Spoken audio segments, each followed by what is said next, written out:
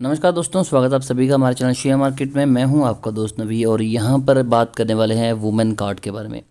तो देखिए, women card पढ़ के न जाने क्यों मेरे दिमाग में वुमेन कार्ड आता है, बट नहीं, स्टॉक अच्छा है। और आज की बात करें तो तकरीबन 20% का जंप आपको ओवरऑल स्टॉक में आज ही के दिन दिखाई दिया है। मार्केट क्लोज होने में अभी भी 1 घंटा है, तो एग्जैक्ट फिगर बताने में थोड़ा सा टाइम लगेगा।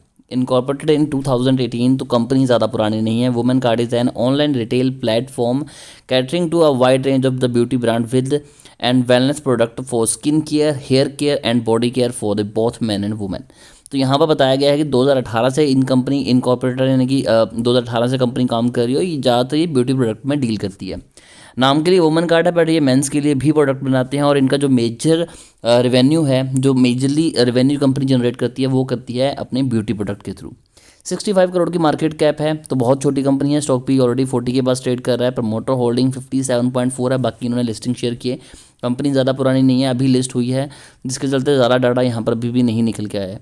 लेकिन कुछ चीज़ें हैं कि कंपनी लगभग डेट फ्री है। 26 लाख का कंपनी के ऊपर कर्जा है और 3 करोड़ कंपनी के पास पैसा पड़ा हुआ है। यहाँ पर कुछ चीज़ें मैंने नोटिस की हैं।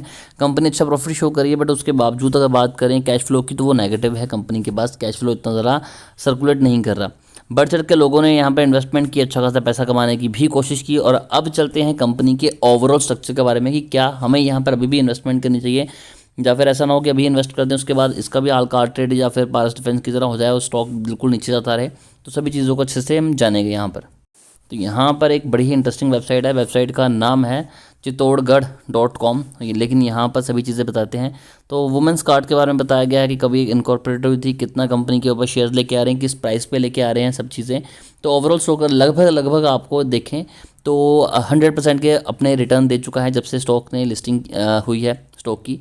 लेकिन यहाँ पर अगर मेन चीज़ें देखें तो 2023 और यहाँ पर है 2021, तो जितनी फिगर्स है वो राइट टू लेफ्ट जाने वाली हैं। टोटल एसेट्स की बात करेंगे 2021 में 134 करोड़ के थे और अभी तकरीबन 900 करोड़ के पास पहुंच चुके हैं। तो यानी कि स्टॉक ने जो एसेट्स क्रिएट किए हैं अपनी कंपनी ने, वो बहुत ज़बरदस्त तरीके से इंक्रीज़ किए हैं।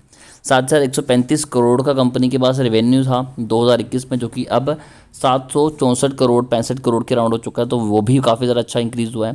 अब 2021 में कंपनी 17 करोड़ के लॉस में थी, लेकिन अभी कंपनी 55 करोड़ के प्रॉफिट में आ चुकी है। तो ये भी एक अच्छा साइन है। अब मैंने आपको इससे पहले बताई थी कैश फ्लो कि कंपनी ने प्रॉफिट तो दिखा दिया कि हाँ जी हमारे पास प्रॉफिट है, 55 करोड़ का प्रॉफिट है। और ज़्यादातर रिटेल इन्वेस्टर यहीं पर फंसते हैं, क्योंकि वो देखते हैं प्रॉफिट की कंपनी प्रॉफिट कर रही है, लेकिन कंपनी यहाँ पर कैश फ्लो जनरेट नहीं कर रही। यानी कि मान लीजिए एक सिनेरियो है, उसमें सिंपली आपने एक कोई प्रोडक्ट बनाया और उसे सेल कर दिया, वहाँ से आपको हुआ 30% का प्रॉफिट, या फिर लगा लीजिए कि 30,000 का प्रॉफिट हुआ।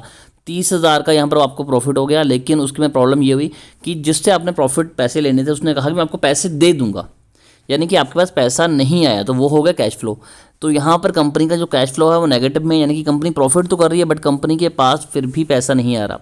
उसके बाद बात करते हैं नेटवर्थ की, तो वो 16 करोड़ थी 2021 में, जो कि अब 560 करोड़ के अराउंड हो चुकी है। और 18 करोड़ कंपनी लॉस में थी और अब कंपनी के पास रिजर्व में तकरीबन 250 करोड़ पड़ा हुआ है।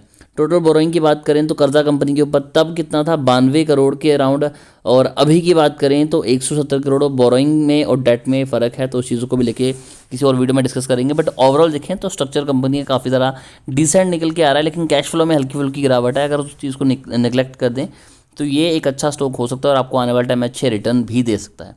फिर भी शेयर को लेकर अगर आपकी कोई भी क्वेरी है तो कमेंट कीजिए, हमारी कोशिश होगी कि आपको एक अच्छी एडवाइस दें।